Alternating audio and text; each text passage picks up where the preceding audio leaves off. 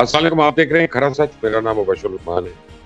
पाकिस्तान से गैर कानूनी तरीकों से बैरून मुल्क जाने वाले तारिकीन वतन को शदीद ज़ाती, माली और कानूनी मसाइल का सामना करना पड़ता है, जो अक्सर उनकी जानो माल के लिए खतरा बन जाते हैं। ये मसला पाकिस्तान के लिए सफारती और मुआशी दोनों सतहों पे तशवीश का बायस है। सबसे बड़ा मसला इंसानी स्मगलिंग के खतरनाक रास्ते हैं। गैर कानूनी तारिकीन वतन समुंदर, सहरा और बॉर्डर क्रॉसिंग के दौरान एजेंट्स के रहमो करम पे होते हैं, जो अक्सर उनसे बदसलूकी भी करते हैं, उन्हें लूटते हैं या उन्हें खतरनाक हालात में बेयारो मददगार छोड़ देते हैं। गैर कानूनी तरीके से यूरोपियन ममालिक, मशरिक वस्ता या दीगर मकामात पे पहुंचने के बाद उन्हें तशद्दुद, जिनसी इस्तेहसाल और गैर इंसानी मुशक्कत का सामना भी करना पड़ता है। जहां वो पहुंचते हैं वहां ये अफराद कानूनी तहफ़्फ़ुज़ से महरूम होते हैं। वो ना तो मुलाजमत के कानूनी हकूक रखते हैं, ना ही सेहत या समाजी बहबूद की सहूलियात तक इनकी रसाई होती है। उन्हें कम उजरत पे काम करने के लिए मजबूर किया जाता है और अक्सर औकात तनख्वाह भी नहीं दी जाती। ये सूरत हाल उन्हें मुल्क बदर यानी डिपोर्टेशन होने के मुसलसल खौफ में मुब्तला रखती है और मुल्क बदर होने की सूरत में उनका और उनके खानदान का सारा माली सरमाया जो उन्होंने एजेंट्स को दिया होता है वो ज़ाया भी हो जाता है।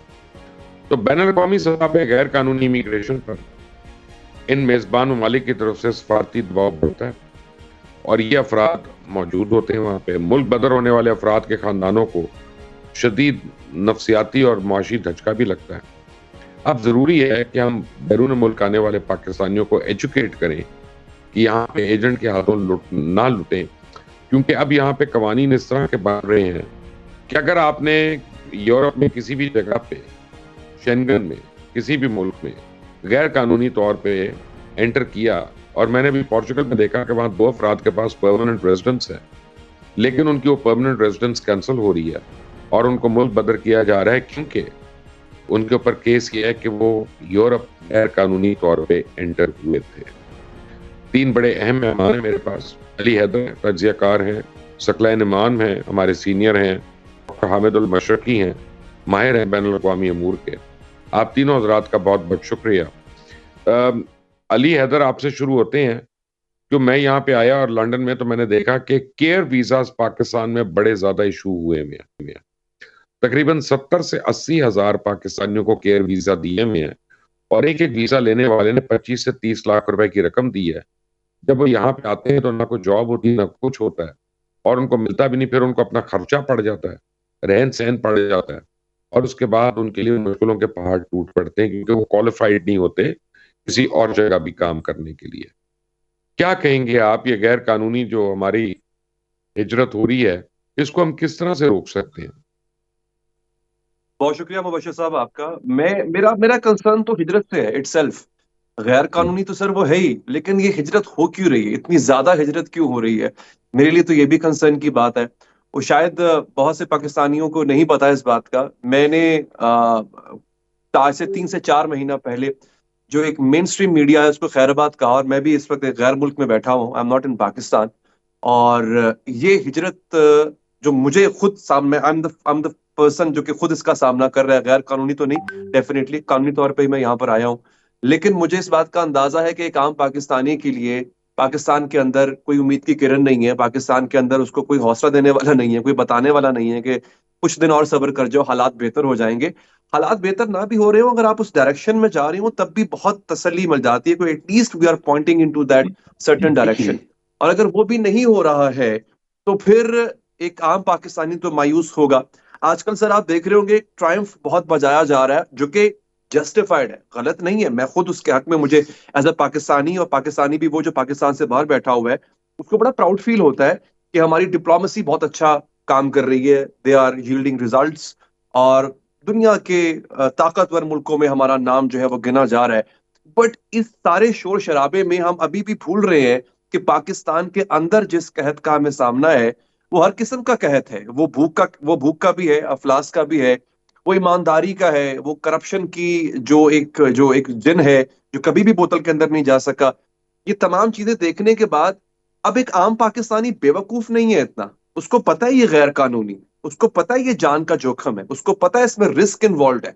वो सब करने के, इस सब कुछ जानने के बावजूद भी सर अगर वो रिस्क लेता है تو امیجن کیجئے کہ یہاں پہ اس کی لائف کتنی مشکل ہوگی.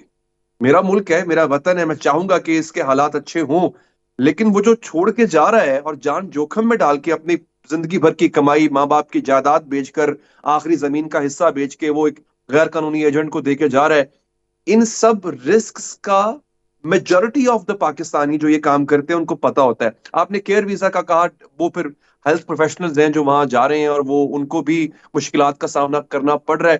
وہ تو سر دیکھا جائے تو جو اب جیسے یورپ ہے یا خاص طور پہ یو کے، آپ بھی اس وقت لنڈن میں ہے، وہاں کی ہم نے اوور سیچوریٹ کر دیا ہے. وہاں جا کے انڈینز ہیں، پاکستانیز بہت بڑی تعداد میں ہیں. اونلی وائٹس کے لیے یہاں پہ ابھی حال ہی میں آسٹریلیا میں بھی اور پھر یو کے میں بھی یہاں پہ ریلیز نکل رہی ہیں. حالات ہمارے لیے وہاں بھی اچھے نہیں. اب میرے لیے جو بڑی خوفناک بات یہ ہے کہ پاکستانیوں کے لیے ایک راہ ہوتی تھی کہ چلیں باہر چلے جائیں گے، وہاں پہ کچھ کما لیں گے، 4 پیسے کما لیں گے. اب وہاں بھی ہمارے لیے سختیاں کی جا رہی ہیں. اس میں قصور کچھ ہمارا بھی ہے، ہماری حرکتیں کچھ ایسی ہوتی ہیں. میں جہاں بیٹھا ہوں یہاں پہ بہت پابندیاں لگی. یہ ایک وہ ایسا ملک تھا، یو ایک ایسا ملک ہے کہ جو پاکستانیز کو ویلکم کرتا تھا. ایسا بھی ٹائم تھا یہاں پہ کہ ایک دن میں، مطلب صبح اگر آپ ویزا اپلائی کر رہے ہیں وزٹ ویزا، شام تک آپ کا وزٹ ویزا لگ کے آ جاتا تھا. آج یورپ کا ویزا لگنا آسان ہے اور یو ای کا ویزا لگنا مشکل ہے، اور اس میں کافی حد تک ہماری اپنی خود کی وہ حرکتیں انوالوڈ ہیں جس کی وجہ سے ہم یہاں اس نتیجے تک پہنچے ہیں. تو اٹس اے کمبینیشن آف ہمارے ملک کی حالات اور پھر ماشاءاللہ ہمارا خود کا کریکٹر جو ہم باہر جا کے ایگزیبٹ کرتے ہیں. ان سب نے سر ہمارے لیے مشکلات کھڑی کی ہیں. غیر قانونی جو یہاں سے ہجرت ہے اس کو روکنا سر گورنمنٹ کا کام ہے. وہ اب گورنمنٹ کیسے روکتی ہے اس کو؟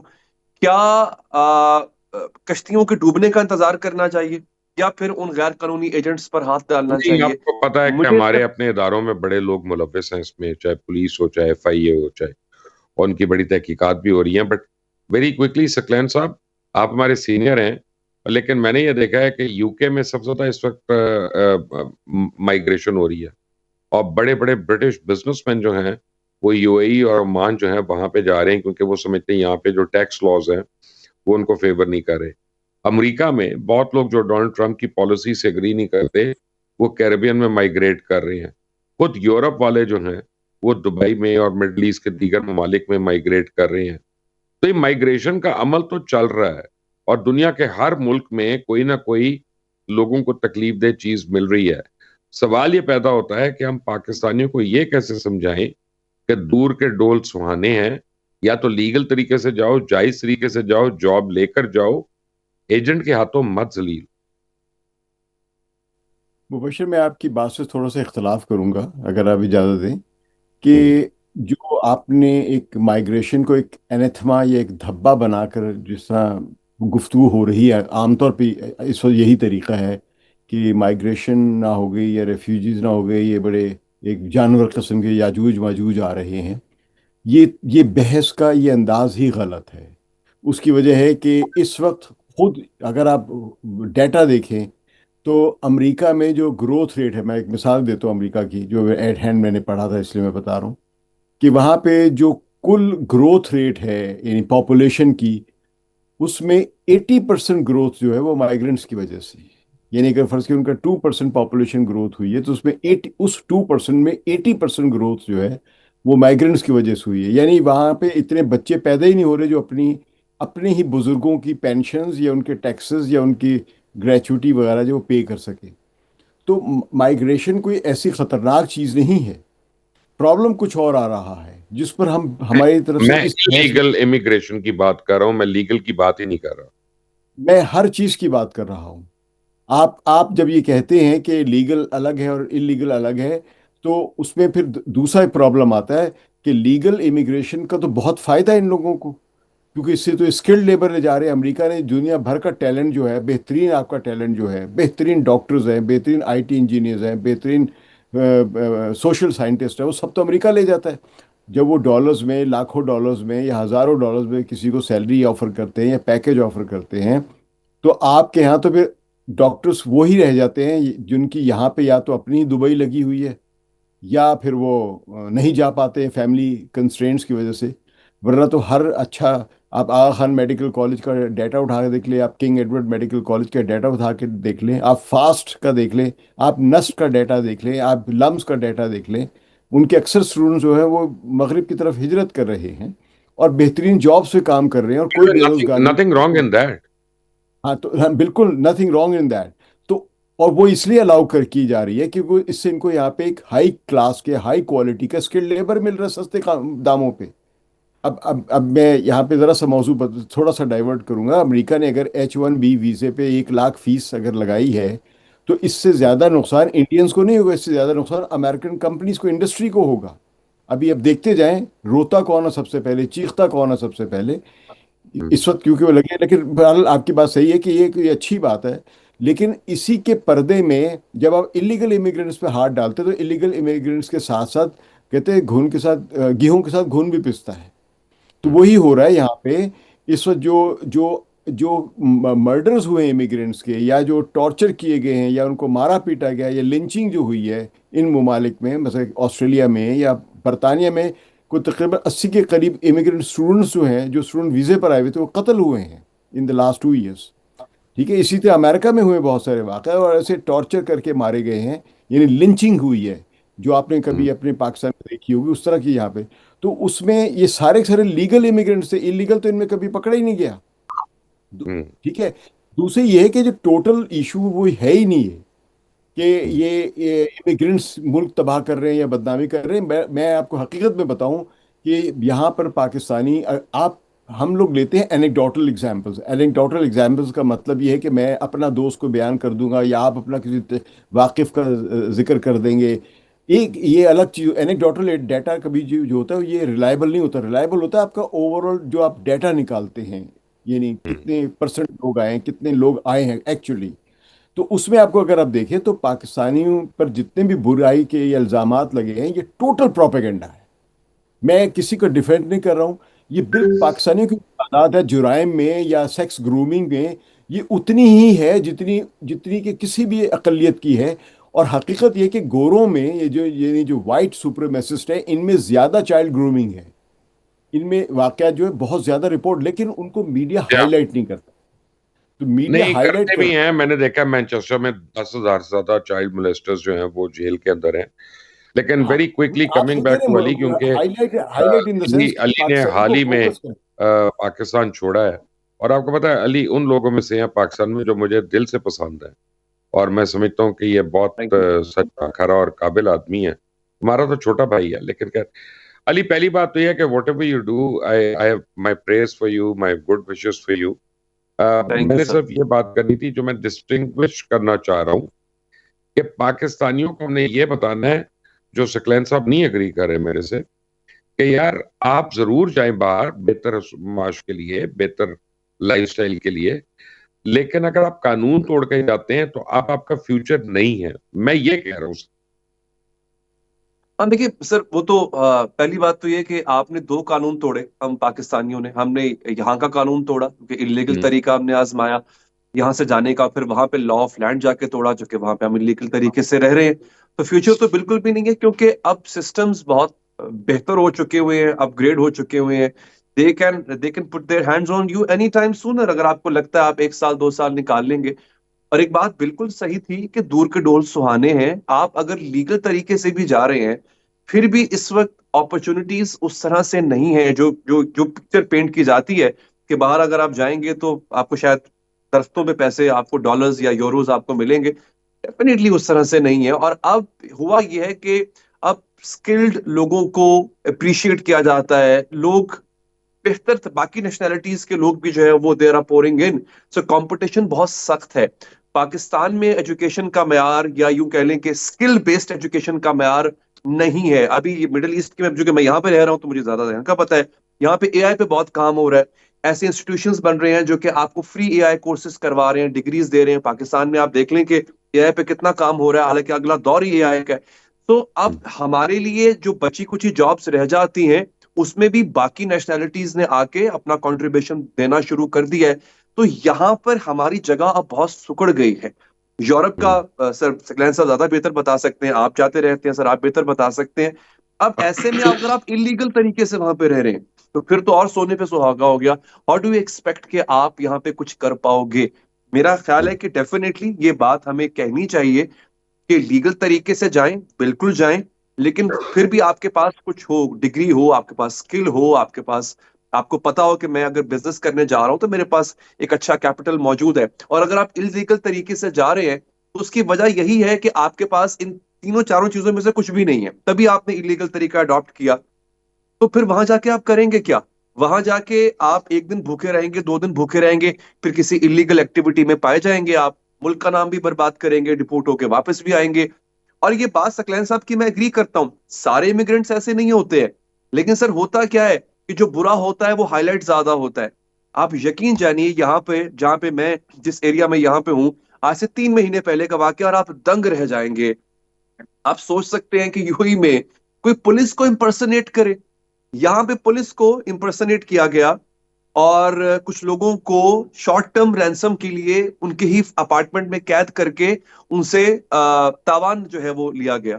یہاں پہ ایسا ہوتا ہے کہ ویڈیو کال آپ کو آئے گی، ایک آدمی نے پولیس کی وردی پہنی ہوگی اور وہ آپ سے کہے گا کہ مجھے آپ کا آئی ڈی کارڈ کا نمبر چاہیے یا کارڈ کا نمبر، میں ویریفیکیشن کر رہا ہوں. Unfortunately, that man impersonating as a police officer happens to be a Pakistani. تو اب آپ مجھے بتائیے وہ کتنے لوگ ہوں گے؟ 10 15 20 لوگ ہوں گے. لیکن جو یہاں پہ 12 13 لاکھ پاکستانی رہ رہے ہیں ان سب پہ تو پھر آفت آئے گی، ان سب کے لیے پرابلم کھڑی ہوگی. پرابلم کھڑی ہو رہی ہے.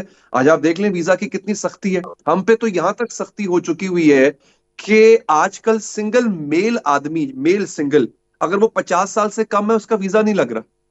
اب آپ سوچیں کہ وہ کتنے کانشیس ہو گئے ہیں کہ 50 سال سے کم کا میل ہوگا، وہ نہ جانے یہاں پہ آ کے کیا کرے گا. ایک بھی پروپوگینڈا تو مانگ میں رہے مان ہیں سکتا یار ہوں ہر جگہ ڈیفینیٹ. مڈل ایسٹ میں جا کے. سوری، وہ بیکاری کتنے پکڑے گئے ہیں سعودی عربیہ میں اور یو اے ای میں. بھکاری. ایگزیکٹلی میں نے خود فیس کیا کئی دفعہ. میں آئی واز ان مارکیٹ تو بھکاری آ گیا تو مجھ سے اس نے پہلے اس لہجے میں بات کی، اس کو لگا شاید میں کسی اور نیشنلٹی کا ہوں گا. میں نے پہچان لیا اس کے خد و خال سے. میں نے اس کو پھر ڈانٹا کہ خدا کے لیے یار تم کتنے 10 20 25 درہم کما لو گے، ملک کا نام برباد کر رہے ہو، تمہاری وجہ سے ہم لوگوں پہ سختیاں آتی ہیں، باقی دیگر پاکستانیز پہ سختیاں آتی ہیں. تو وہ چلا گیا وہاں سے. بٹ آئی واز ان شاک کہ یہاں پہ تم کر کیا رہے ہو. آپ یقین جانیے سر، میں نے خود حرم پاک میں بیٹھ کے، خانہ کعبہ میں بیٹھ کے، میں نے وہاں پاکستانی بھکاریوں کو دیکھا ہے جو ریال مانگ رہے ہوتے ہیں اور وہ ٹھیک ٹھاک کما لیتے ہیں. پوری پوری فیملیز وہاں پہ ہوتی ہیں جو ریال مانگ رہی ہوتی ہیں. گو کہ ان کی ریشو کم ہے، ہر پاکستانی ایسا نہیں ہے. بٹ سر وہ آپ دیکھیں نا، نیگیٹو نام تو کوئی بھی آتا ہے نا، نیگیٹو نام ایسپیکٹ تو کسی بھی آتا ہے جگہ مگر. کا وہ ہائی لائٹ ہوتا ہے. ویری ویری اور وہ ہائی کوئکلی لائٹ ہوگا. ڈاکٹر حامد صاحب کو بھی شامل گفتگو کر لیں. حامد بھائی تھینک یو فار جوائننگ. آپ نے میرے دونوں دوستوں کی گفتگو سنی، آپ کیا ایڈ کریں گے اس میں؟ دیکھیے بات یہ ہے کہ میں یہ سمجھتا ہوں کہ جو آپ کا ٹاپک ہے اس کے مطابق تو سکلین صاحب تھوڑا سا آؤٹ آف دا ٹاپک بات کر رہے تھے کہ پاکستانیوں کو مطلب انفیئر بلیم کیا جاتا ہے. وہ ایک علیحدہ بات ہے، اس وہ حقیقت ہے، اس سے کوئی انکار نہیں ہے کہ ہمیشہ سے ریسزم کا سامنا رہا ہے. آج ریسزم بہت زیادہ ہے، لیکن ہمارا جو بنیادی نقطہ ہے نا وہ یہ ہے کہ جو انلیگل امیگریشن ہے نا، آج سے 6 ہفتے پہلے میں میریٹ میں نا ایک ہیومن ٹریفکنگ کی کانفرنس کا حصہ تھا اور اس کے اندر ڈی جی ایف آئی اے بھی آئے ہوئے تھے، ہمارے انٹیریئر منسٹر بھی آئے ہوئے تھے، سارے آئے ہوئے تھے. اس کے اندر میں نے ایک کچھ پوائنٹس ریز کیے اور اس کے اندر بڑی ایک کلیئر چیز کہی کہ ایک تو بات ہمیں بڑی کلیئرلی پتا ہے کہ انلیگل امیگریشن جو ہے یا چاہے وہ کسی بھی حالت میں ہو، وہ مافیاز کی شکل اختیار کر گئی ہے پاکستان میں. اور اس کے اندر بہت بہت بڑے سرکاری عہدیداران اور بہت بہت بڑے طاقتور اثر و رسوخ والی شخصیات انوالو ہوتی ہیں. اور بڑے بڑے جو چھوٹے شہروں کو، خصوصی طور پر ہماری جو گجرات، جہلم، کھاریاں وہ والی پٹی ہے، اس کو بڑا ٹارگٹ کیا جاتا ہے because they are very soft targets. اچھا، دوسرے اینڈ کے اوپر ایک بڑی اہم ریسرچ ہے جو انگلینڈ کے ساتھ میں نے کی اور پھر میں نے وہاں پہ پاکستان شیئر کی تو انہوں نے حیران بھی ہوئے اور انہوں نے کہا کہ ہمارے پاس اس کا کوئی ڈیٹا نہیں. وہ یہ ہے کہ ہزاروں لاکھوں افغانیز ہیں جو کہ امپرسنیٹ کر دیتے ہیں پاکستانی ہونے کا اور وہ پاکستانی اسائلم سیکر بن جاتے ہیں، جس کی وجہ سے جو یورپ اور جو یو کے کا جو ڈیٹا جو پاکستانی نمبرز دیتا ہے وہ بہت ہائی ہائی ہو جاتا ہے اور اس کے اندر بہت زیادہ افغانیز ہیں. میں نے ان کو کہا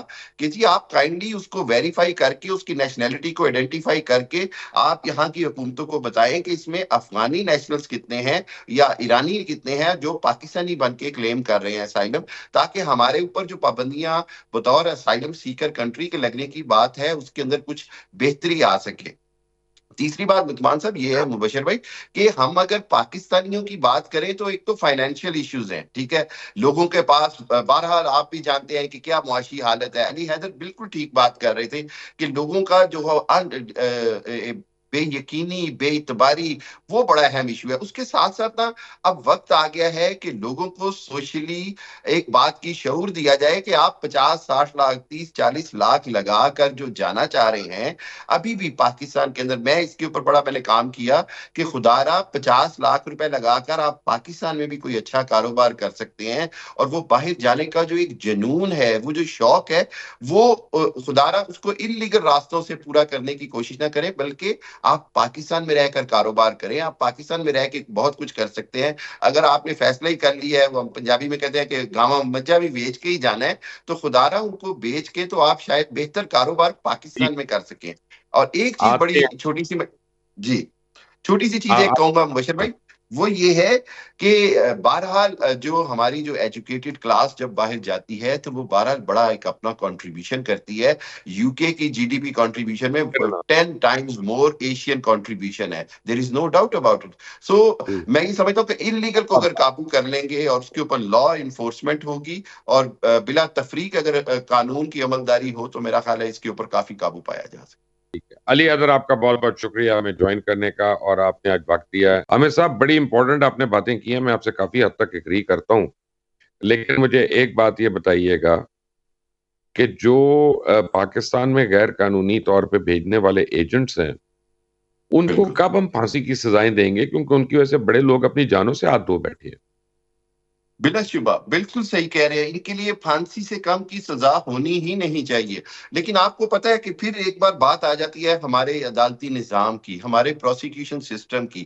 اس کے اندر ابھی تک جو ہماری اسمبلیاں ہیں انہوں نے اس طرح کی کوئی قانون سازی نہیں کی ہے جس کے تحت فوری طور پر ان کو ٹرائل ہو سکے اور ان کو کیپٹل پنشمنٹ یعنی سزائے موت دی جا سکے, کیونکہ وہ ہزاروں زندگیوں سے کھیلتے ہیں, پورے پورے گھر اجڑ جاتے ہیں. اب آپ نے دیکھا ہوگا پچھلے دنوں ایک بچہ جو ہے وہ ترکی کے قریب یونان جاتے ہوئے کشتی میں جو مرا, وہ بیچارہ 6 بہنوں کا اکیلا بھائی تھا, اور اس کی ماں جو ہے وہ پاگل ہو گئی, باپ جو ہے وہ ہارٹ اٹیک, مطلب پورا خاندان تباہ ہو جاتا ہے. سو میرا خیال یہ ہے کہ یہاں پر سب سے اہم ضرورت یہ ہے کہ پوری ایک کمپین کی جائے جس کے اندر حکومت پر یہ دباؤ ڈالا جائے کہ خدارا یہ ایک ایسا بڑا سیریس مسئلہ ہے کہ پوری دنیا میں پاکستانیوں کی اور پاکستان کی بے عزتی کا باعث بنتا ہے, وہیں پر گھروں کو اجاڑ رہا ہے, اور یہ جو ایجنٹ ہیں یہ اپنا چند لاکھوں کا منافع کمانے کے لیے یہ پورے معاشرے کو بدبودار کر رہے ہیں.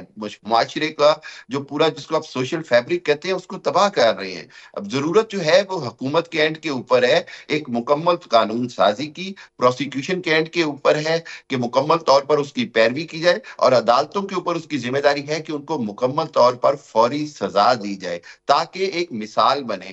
کیونکہ دیکھیں آج ہم جس دنیا میں رہ رہے ہیں وہاں پر قانون کی عملداری اور سزا اور جزا کے بغیر آپ کسی بھی چیز کے اوپر اپنی رٹ قائم نہیں کر سکتے. اور اس کے اوپر جو ہے میرا خیال یہ کہ جب تک ایگزیمپلری سزائیں نہیں دی جائیں گی میں نہیں سمجھتا کہ اس کے اوپر کوئی بہتری ہوگی.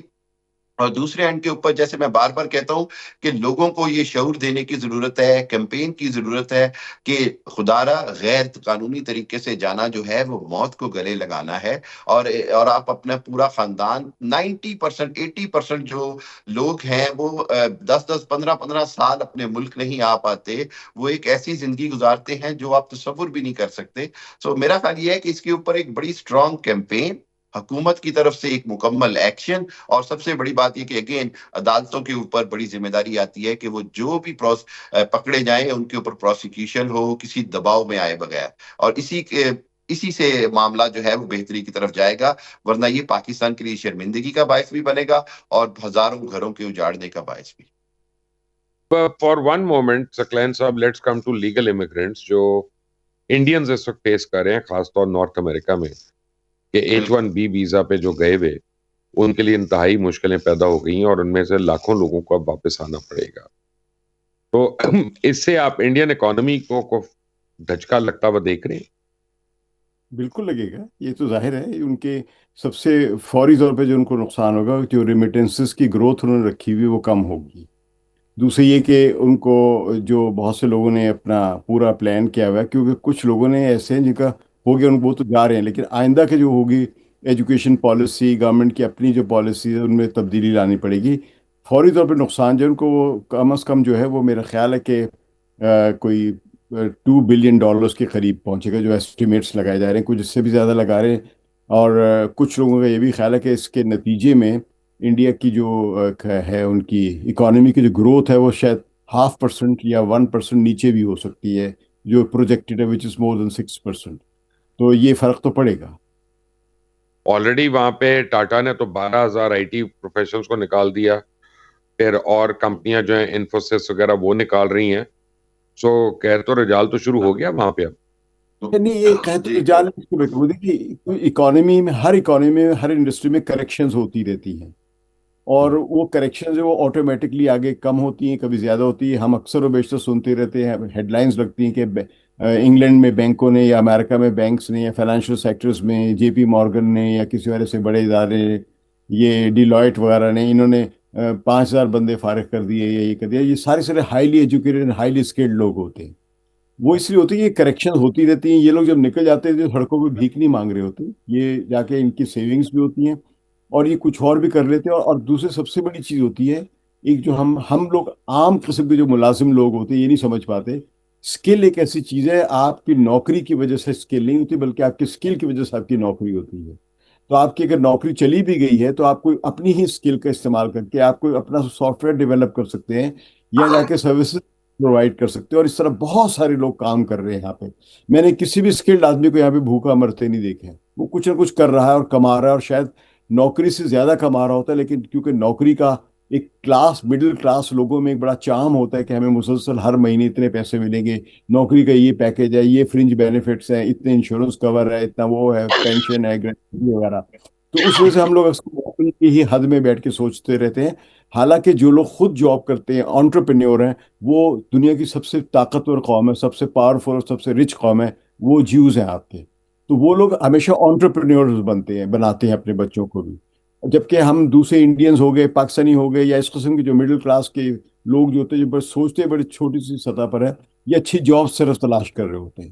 تو ایسے انڈیا میں اگر انفوسس نے یا ٹاٹا نے کیا، کوئی فرق نہیں پڑتا. جو اصل میں جو اس کو اگر اب لارجر پرسپیکٹو میں دیکھیں تو انڈین امیگرینٹس کے لیے جو ویزے کی فیس $1,00,000 جو کی ہے امریکن گورنمنٹ نے، ڈونلڈ ٹرمپ صاحب نے، اس کے نتیجے میں امریکن جو اکانومی ہے اس کے اثرات کوئی نہیں غور کر رہا ہے. کیونکہ ایک دم سے یوں ہے نا کہ جس انہوں نے حملہ کر دیا، تو جس نے حملہ کیا اس کو بھی کاسٹ دینی پڑے گی. اور وہ امریکہ کا جو کاسٹ ہے، آپ یہ دیکھ لیں، اگر میں انڈیا کی ہائپوتھیٹیکلی 1% GDP گروتھ ریٹ پہ افیکٹ ہوگا، تو امریکہ کی اپنی اکانومی پہ 0.5% گروتھ ریٹ افیکٹ ہوگا. اور امریکہ کی 0.5% گروتھ ریٹ کا مطلب ہے کہ امریکہ کی جو اکانومی ہے وہ انڈین اکانومی سے، اس کا فائنینشیل سائز جو ہے GDP کا، وہ کئی گنا زیادہ ہے.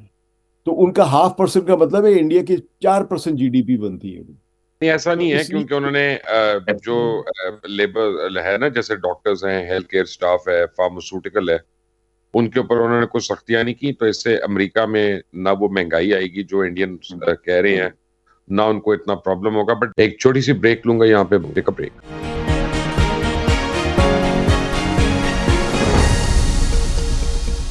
Welcome back from the break. Doctor Hamid coming to a very important point. Saudi Pak جو معاہدہ ہوا ہے، یہ بڑا اہم ایک مائل سٹون ہے دونوں ممالک کے لیے اور خطے کے لیے. لیکن کیا آپ سمجھتے ہیں اس کی وجہ سے پاکستانی لیبر اور پاکستانی وائٹ کالر ورکر کے لیے مڈل ایسٹ سے مزید اپرچونٹیز اب اوپن اپ ہونے کا امکان ہے، خاص طور نیوم سٹی میں، جہاں ابھی بھی لاکھوں لوگوں کی ریکوائرمنٹ ہے وہاں پہ کام کرنے کے لیے؟ بالکل مبشر بھائی، آپ نے 100% صحیح بات کہی ہے. دیکھیے یہ ایک بڑا تاریخی معاہدہ ہے اور اس کے اندر again I have to give the example کہ انڈیا جو ہے وہ مکافات عمل کا شکار ہوا ہے. انڈیا کا جو مودی اور اس سے پہلے کا جو سارا نیریٹو تھا اس کے اندر انہوں نے گلف کے اندر بھی بڑا اپنا کنٹرول مینٹین کیا ہوا تھا in terms of human resource. Pakistan کے لیے آج میں سمجھتا ہوں کہ بڑے سالوں کے بعد کئی دہائیوں کے بعد ایک ایسا موقع آ گیا ہے جس کے اندر سعودی عرب سمیت تمام عرب ریاستیں پاکستان کی جو کیپیبلٹی ہے, جو پاکستان کا کنٹریبیوشن ہے, اس کو ریکگنائز کر رہی ہیں, ایکنالج کر رہی ہیں اور اس کو آپ فائدہ بھی اٹھانا چاہیں گی.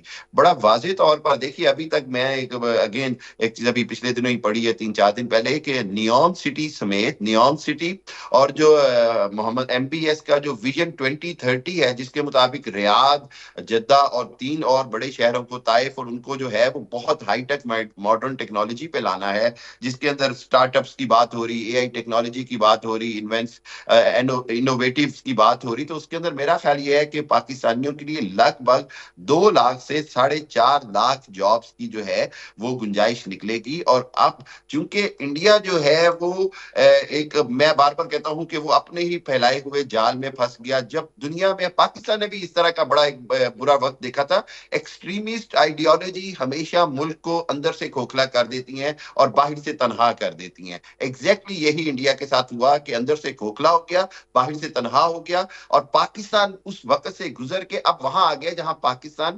کنٹریبیوٹ کر رہا ہے. اور میرا خیال یہ ہے کہ بالکل سعودی عرب سمیت, سعودی عرب اسپیشلی نیوم سٹی کے اندر اور باقی جگہوں پہ بہت بڑی وائٹ کالر جاب بھی آئیں گی, پاکستانیوں کے لیے لیبر جابس بھی آئیں گی, اور پاکستانیوں کے لیے ایک بہت بڑا موقع ہے کہ اس میں اپنا کنٹریبیوشن زیادہ سے زیادہ کریں. اگین ایک بڑی اہم چیز ہوگی اور وہ ہوگی میرٹ اور ٹریننگ. پاکستان کے اینڈ کے اوپر, ہیومن ریسورس کے اوپر یہ بڑی ذمہ داری ہے وزارت کے اوپر, پاکستان کی گورنمنٹ کے اوپر, کہ جو ہیومن ریسورس بھیجیں وہ سکلڈ ہو اور وہ اس کے اپروپریٹ یعنی متعلقہ جو ویزا ہے یا جس کیٹیگری میں ان کو بلایا جائے خدا رہا اس کے اوپر مکمل اس کو ٹرین کر کے بھیجیں. میرے نہیں وہ پاس اس ٹھیک طرح ہے, کی بڑی اور یہ بڑی اہم بات آپ نے کی ہے ثقلین صاحب. میں نا آپ کو بتایا تھا ایک قطری خاتون سے میری ملاقات ہوئی یہاں پہ, وہ منسٹری آف فائنانس میں جاب کرتی ہیں سینئر پوزیشن پہ قطر میں. انہوں نے مجھے کہا کہ ہم نے پاکستان سے لیبر منگائی تھی اور وہ لیبر ہمارے گھرے پڑ گئی. وہ اس طرح سے کہ میں بظاہر بڑی چھوٹی چیز لگتی ہے کہ آپ نے ڈرائیورز منگوائے قطر میں انہوں نے, اور وہ ان میں سے کوئی بھی ڈرائیور جو تھا وہ لیفٹ ہینڈ گاڑی نہیں چلائی تھی اس نے, اور اس کو لیفٹ ہینڈ قوانین کا نہیں پتا تھا. اسی طرح جو ہیوی ڈیوٹی انہوں نے آپریٹرز منگائے کنسٹرکشن مشینری کے, تو وہ آپریٹرز جو تھے وہ کمپیوٹرائزڈ فورک لفٹس وغیرہ پہ کام کرنے کا ان کو پتہ ہی نہیں تھا, اور ان کا لرننگ کا بڑا سلو تھا. تو کیا حکومت کو بھی تو چاہیے نا کہ ایسی ٹریننگ سینٹرز اور ٹیکنیکل ٹریننگ انسٹیٹیوٹ جو ہیں ان کو متعارف کرائے جہاں پہ ہم اپنی جو لیبر ہے اس کو بھی اسکل کر کے اور اکوپ کر کے ہم اس کو باہر بھیجیں تاکہ وہ پرماننٹ کام کر سکے وہاں. بالکل. دیکھیے مبشر صاحب, جو آپ مسائل بتا رہے ہیں آپ کا حل تو ان کے پاس, آپ کے پاس موجود ہے. پھانسیاں دے دیں 4-5 لوگوں کو, سب ٹھیک ہو جائیں گی. میرے خیال میں اس سے اچھا حل ہی کوئی نہیں ہے پاکستان میں. جو بھی کوئی جرم کرے, جو بھی الیگل امیگریشن کا کوئی ریکٹ چلائے, جو کوئی غلط ٹریننگ دے, غلط لائسنس دے, ان کو آپ روزانہ پھانسیاں دیتے رہیں پاکستان میں, سب مسئلے حل ہو جائیں گے آپ کے. اتنے اچھے حل ہے نا آپ کے پاس. اگر آپ کا یہی حل ہے پھانسی دے کے لوگوں کو اور ہر چیز کو اسکلڈ لیبر بھیج دیں, اب آپ خود تسلیم کر رہے ہیں کہ وہاں پہ اسکلڈ لیبر نہیں جا رہی ہے پاکستان سے.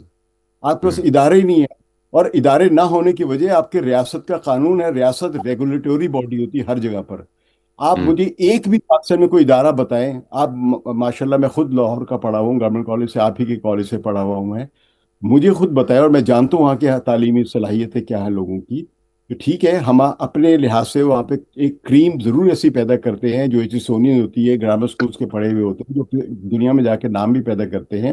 لیکن میں پھر اگین بات کروں, اینیکڈوٹل ڈیٹا کبھی نہیں دینا چاہیے. یہ بڑی جہالت کی نشانی ہوتی ہے. اصل ہے کہ آپ مجموعی طور پر ڈیٹا دیں. آپ کا لٹریسی ریٹ کیا ہے, آپ کے یہاں کیا ایک بھی IIT جیسی کوئی ایسی کوئی ایجوکیشنل انسٹیٹیوشن ہے پاکستان میں؟ ایک بھی نہیں ہے آپ کے یہاں. آپ کی ٹھیک ہے چند ایک اچھی ہیں, آغا خان میڈیکل کالج اچھا ہے, نصر اچھا ہے, لمس اچھا ہے, لیکن یہ آپ کی کتنے پرسنٹیج پاپولیشن پیدا کر رہے ہیں جو ہائیلی اسکلڈ لیبر ہے یا ہائیلی اسکلڈ گریجویٹس ہیں, IT کے ایکسپرٹس ہیں. جب آپ نیوم سٹی میں لوگوں کو بھیجیں گے تو وہاں پہ ان کو ڈرائیورز نہیں چاہیے. ڈرائیورز تو کسی بھی ملک سے چلے جائیں گے. اور ان کو ظاہر ہے انڈیا سے بھی مل سکتے ہیں، بنگلہ دیش سے مل سکتے ہیں. انڈیا جو اصل چیز جو ایکسپورٹ کر رہا ہے وہ ان کی جو ان کو 70% ویزے جو H1B کے جو ویزے ملتے رہے ہیں ان کو، وہ ان کے یہ IIT کے گریجویٹس کو ملتے رہے ہیں. اور میں نے IIT گریجویٹس کی خود اب یہاں پہ میں ایک اپنی آبزرویشن دوں گا، اور ڈیٹا تو میں نے دے دیا آپ کو. 70% اگر ویزا ان کو مل رہا ہے یا ملتا رہا ہے، جس پر اب ڈونلڈ ٹرمپ صاحب نے 1 لاکھ ویزا فیس جو عائد کی ہے، یہ IIT گریجویٹس کو ملتا رہا ہے. آپ کے ہاں کوئی نام لیں ایسی آرگنائزیشن کا جو اس کے برابر کھڑی بھی ہو IIT کے؟ اور اگر کوئی کہتا ہے کہ اس کے پاس ہے پاکستان میں کوئی ایسا ادارہ، تو اس کو میرے خیال پتہ ہی نہیں IIT ہے کیا. وہ الگ دیٹس بات ہے ٹرو، کہ آئی IIT ایگری. بنانے والے صاحب آپ کا، IIT بنانے علی والے حیدر ابوالکلام آپ کا آزاد. بہت بہت شکریہ.